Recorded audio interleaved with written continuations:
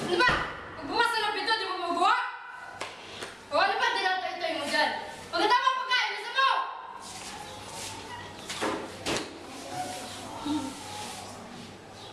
Sisa, ano ba? Natala!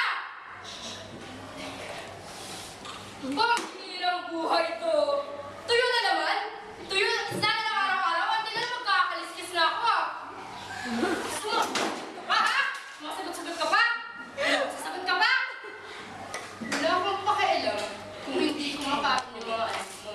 Sino mas malaga? Ako yung mga anak mo. Nang tokong buhay to. Kaano na nga sa kapalit at madadatnan ko sa bahay.